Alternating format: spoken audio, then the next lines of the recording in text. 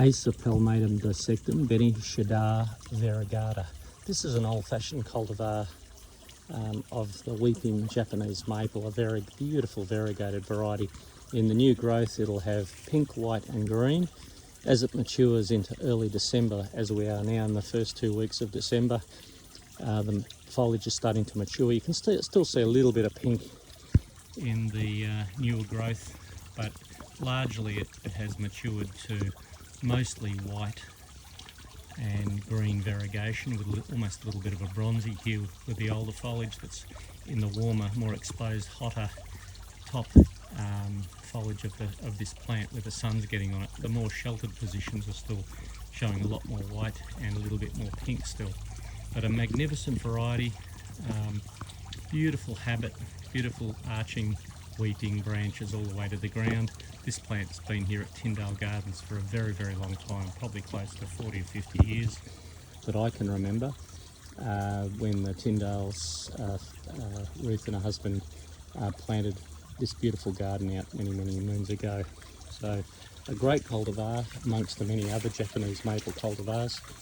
I particularly like this one because in summer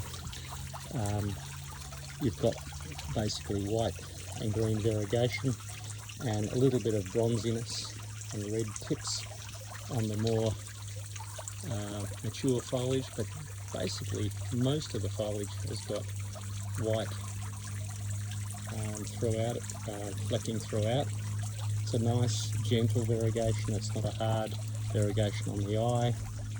I think this branch here is probably a great example of the quality of this variety. Even though it's an old-fashioned variety, it's still one of the best.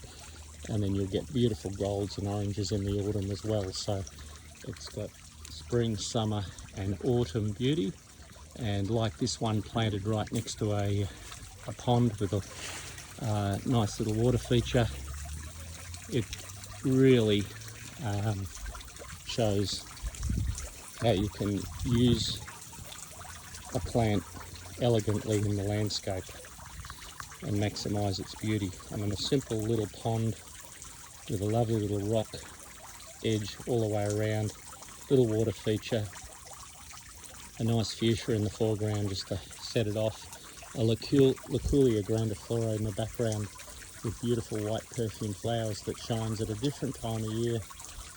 We've got a weeping elm here, camellias, and a whole range of other plants and garden ornaments throughout this garden. I mean, there's a beautiful viburnum in the background.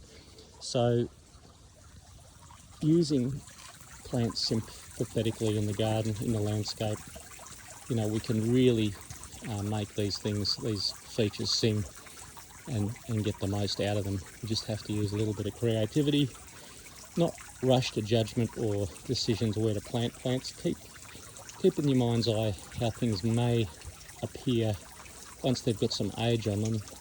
Obviously Ruth Tyndale had that in her mind when she chose to plant this plant here next to the pond.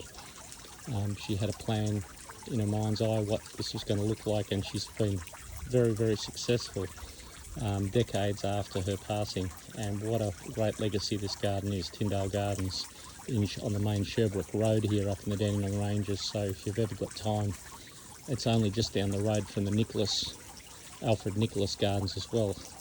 And then if you've got the little town of Callista nearby, or if you go up to Sassafras and Olinda, there's lots of, if you're having a day out, there's lots of little cafes and restaurants. There's lots of other gardens in the area. You've got Periander Gardens on the Mombock-Olinda Road. You've got the Dandenong Ranges Botanical Gardens, which was formerly the National Rhododendron Gardens at Olinda with 100 acres.